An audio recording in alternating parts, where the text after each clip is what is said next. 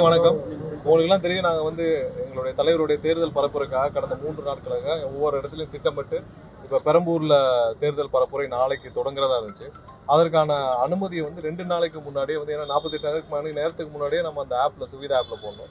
அது 2 நாளைக்கு முன்னாடியே நாங்கள் வந்து அந்த ஆப்பில் போட்டு தேர்வு செய்து, அந்த இடத்தையும் தேர்வு செய்து, அதை வந்து காவல்துறை சார்பாக ஆய்வு செய்து, அதுக்கப்புறம் வந்து அவங்க எல்லாம் சரின்னு சொல்லி இன்னைக்கு கடைசி நேரத்தில் எலெக்ஷன் கமிஷன்லேருந்து அங்கே இருக்கிற ஆர்ஓ வந்து என்ன சொல்கிறாங்க, முடியாதுன்னு சொல்லியிருக்காங்க. இதே தான் வந்து எங்களுடைய இன்னைக்கு திட்டமிட்ட ஒரு இடத்துக்கு வந்து நேற்று நாங்கள் ஆப்பில் பதிவு செஞ்ச பிறகும் காலையில் 10 மணிக்கு தொடங்க வேண்டிய நிகழ்ச்சிக்கு 11:30 மணிக்கு மேலே தான் அப்ரூவலே வந்திருக்கு, என்ஓசியே வந்திருக்கு. ஸோ இது மாதிரி ஒவ்வொரு இடத்துலையும் எங்களுக்கு வந்து திட்டமிட்டு வேண்டுமென்றே முதலாவதாக காவல்துறை சார்பாக, சென்னை காவல்துறை சார்பாக ஒவ்வொரு இடத்துலையும் வேண்டுமென்றே திட்டமிட்டு தடை செய்யப்படுறாங்க. அவங்க என்ன சொல்கிறாங்கன்னா, எங்களுக்கு மேலேருந்து அழுத்தம் வருது. ஒவ்வொரு காவல் நிலையத்திலும் என்ன சொல்கிறாங்க, ஏன்னா அவங்க தான் வந்து என்ஓசி கொடுக்கணும். அவங்க என்ஓசி கொடுத்த பிறகு தான் இங்கே வந்து ஆர்ஓ வந்து அதை அனுமதி கொடுப்பாங்க. ஸோ ஒவ்வொரு காவல் நிலையத்திலும் அவங்க சொல்கிறது என்னென்னா, நாங்கள் வந்து கொடுக்குறதுக்கு தயார், ஆனால் எங்களுக்கு மேலே இருந்து கடுமையான அழுத்தங்கள் வருதுன்னு.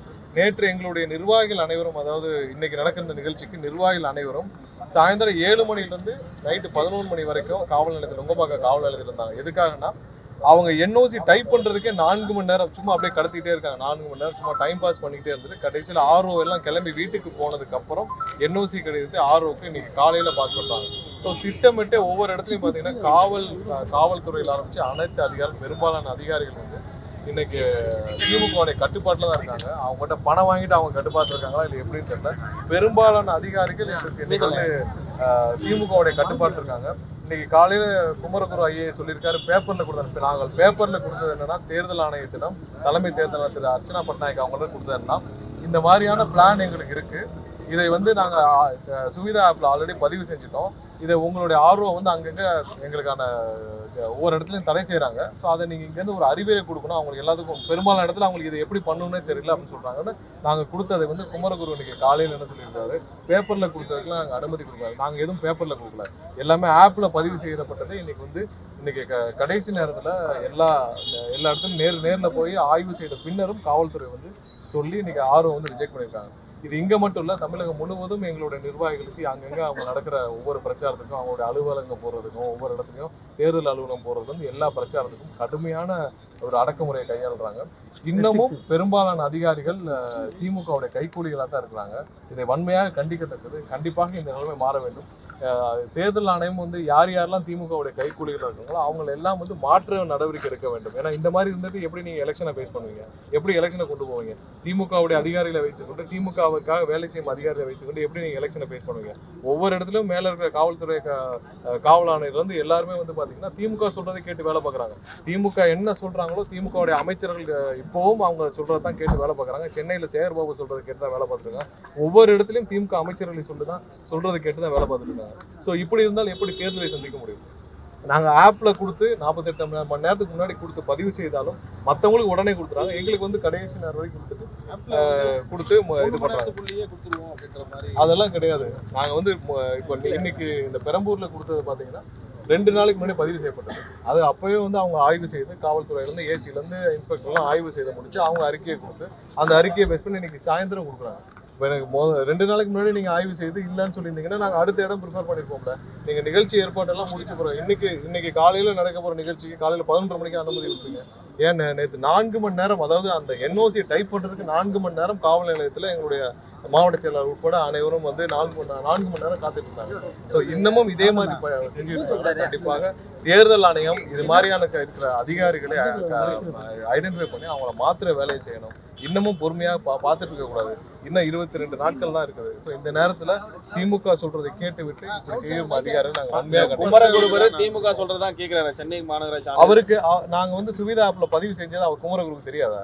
குமரகுருக்கு வந்து நாங்கள் சுவிதா ஆப்ல பதிவு செஞ்சு அப்ரூவல் அமைச்சிருக்கோம். இன்னைக்கு எதில் ரிஜெக்ட் பண்ணியிருக்காங்க? ஆப்ல தான் ரிஜெக்ட் பண்ணியிருக்காங்க. எல்லாம் எங்களுக்கு எதில் வந்து 29ஆம் தேதிக்கு கொடுத்துருக்காங்க. எல்லாமே ஆப்ல பதிவு செய்யும். நாங்கள் தேர்தல் அவங்ககிட்ட போய் நாங்கள் என்ன பண்ணுவோம், அங்கே ஸ்டேட் வைஸ் பதிவு செய்யறதுக்கு ஆப்ல ஆப்ஷன் கிடையாது. ஒவ்வொன்றும் சட்டமன்ற வாரியாக தான் பண்ணுவோம். ஸ்டேட் வைஸ் பண்ணுறதுக்கு ஆப்ஷன் இல்லை. அப்ப நாங்க மொத்தமாக ஆர்ஓக்களுக்கு அந்தந்த அசம்பிளிக்கு நீங்க அறிவுரை கொடுக்கணும், நாங்க ரிட்டர்னா தான் கொடுக்கணும். அதை அவர் எப்படி வந்து ஒரு பேப்பர்ல கொடுக்குறோன்னு சொல்லுவாங்க. நீங்க அந்த பேப்பர்ல என்ன இருக்குன்னு அவர் படிச்சு பார்த்தாரா? நாங்கள் ஒவ்வொரு இடத்துலயும் சுவிதா ஆப்ல கொடுத்துருக்கோம்.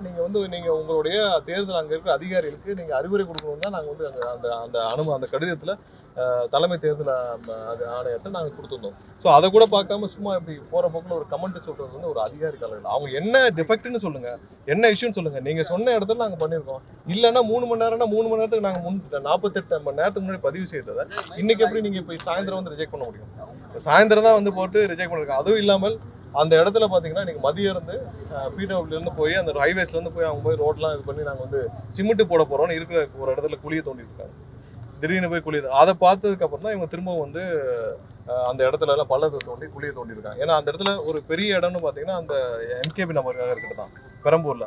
ஸோ அந்த இடத்துலயும் இவங்க போய் பராமரிப்புன்னு சொல்லி இன்னைக்கு போய் பேரிகேட்லாம் போட்டு அந்த ஒரு இடத்துலயும் பேரிகேட்லாம் போட்டு எல்லாத்தையும் தடுப்பு எல்லாம் போட்டு அவங்க வேலையை பார்த்துட்டு இருக்காங்க. ஸோ இது எவ்வளவு நாள் இதே மாதிரி பண்ணிட்டு இருப்பாங்க? திட்டமிட்டு தாவேகா தலைவரோட பரப்புரையை வந்து அவர்கள் எங்கேயுமே எங்களுடைய நிர்வாகிகள் எல்லாருக்குமே வந்து எந்தவித அனுமதியும் கொடுக்காம இன்னமும் திமுக கட்டுப்பாட்டில் தான் ஒட்டுமொத்த தேர்தல் அதிகாரிகளும் இங்க இருக்கிறாங்க. தேர்தல் ஆணையம் திருமதி அர்ச்சனா பட்நாயக் அவர்கள் வந்து இதை உடனடியாக யார் ஐடென்டிஃபை பண்ணி மாத்தலைன்னா இதுல எதுவுமே இருக்காது. இங்க வந்து இன்டெலிஜென்ஸ் ஐஜி தான் இன்னும் ஆப்ரேட் பண்றாரு. செந்தில்வேலு அவர்கள் தான் இன்னைக்கு வந்து முழு தேர்தலையும் யாரு கூட்டணி, எவ்வளவு கூட்டணிக்கு எவ்வளவு சீட்டு, எந்தெந்த கூட்டணி கட்சிக்கு எவ்வளவு சீட்டுன்னு திரு செந்தில்வேலு அவர் தான் முடிவு செய்யறாரு. இன்னைக்கு இன்டெலிஜென்ஸ் ஐஜி தான் முடிவு பண்றாரு. மொத்தமாக அதிகாரிகள் நடத்தும் தேர்தலுக்கு எதுக்கு வந்து இங்க ஒரு தேர்தல் ஆணையம்? மொத்தமா அதிகாரிகள் தான் இந்த தேர்தலை நடத்திட்டு இருக்காங்க. இன்னைக்கு இன்டெலிஜென்ஸ் ஐஜி தான் வந்து எந்த கட்சிக்கு எந்த கூட்டணிக்கு என்ன சீட்டு வேணும் என்னன்னு சொல்லி இன்டெலிஜென்ஸ் ஐஜி தான் பண்ணிட்டு இருக்காரு. அப்ப நீங்க எதுக்கு இங்க தேர்தல் ஆணையம்? தேர்தல் ஆணையம் வந்து என்ன பண்றது? இது வந்து திமுக நடத்துற தேர்தல். இப்போ உதயநிதிக்கு எவ்வளவு சீட்டுன்னு கூட்டணிக்கு பேச்சுவார்த்தை உதயநிதி நடத்துறாரு, இன்டெலிஜென்ஸ் ஐஜி நடத்துறாரு. உதயநிதி நடத்துறே பேச்சுவார்த்தை. உதயநிதிக்கு எந்த சீட்டு அவரே பேப்பர்ல பார்த்து டிவியில பார்த்தா தெரிஞ்சுக்கிறார். நாங்கள் வந்து நாங்கள் கொடுக்க போகிறோம். அவர் மட்டும் இல்லை, நிறைய அதிகாரிகள் இருக்கிறாங்க. எல்லாரும் சேர்ந்து அதிகாரிகள் தான் இந்த திமுக சார்பாக இந்த தேர்தலை நடத்தி கொண்டிருக்கிறார் பெரும்பாலான மாவட்டங்களில். அதுல நிறைய அதிகாரிகளுக்கு யார் யாரெல்லாம் எங்க அதையும் மீறி தேர்தல் ஆணையம் தானே அங்க எங்க வர்ற கம்ப்ளைண்ட் அடிப்படையில் அவங்களுக்கு ஒவ்வொரு இடத்துல தெரிகிற அடிப்படையில் பண்ணணும். இது எல்லா கட்சிக்கும் வரது இல்லையா? எல்லா கட்சிக்கும் இப்ப அன்னைக்கு வந்து அதிமுக வந்து போய் பிரச்சாரம் மேற்கொள்றாங்க. 48 மணி நேரத்துக்கு முன்னாடி அவங்க கொடுத்தாங்க, சுவிதா ஆப்ல போட்டாங்க. 2 நாட்களுக்கு திரு எடப்பாடி வந்து போய் பிரச்சாரம் பண்ணாரு. அவங்க எந்த ஆப்ல போட்டாங்க? அவங்க உடனே போய் பிரச்சாரம் பண்ண முடியல. அதே பஸ்ல போய் பிரச்சாரம் பண்ண முடியல. எங்களுக்கு என்ன பிரச்சனை? எங்களுக்கு வந்து பிரச்சாரத்துக்கு கேட்ட உடனே என்ன பிரச்சனை? ஸோ நாங்கள் ஆப்ல என்ன பிரச்சனையோ அதையும் நாங்கள் ஃபாலோ பண்ணுறோம். ஸோ அதுக்கும் நீங்கள் தர மாட்டீங்கன்னா அப்போ என்னதான் வந்து இது ஒரு ஒட்டுமொத்த திமுக நடத்துகிற தேர்தலாக தெரியுது.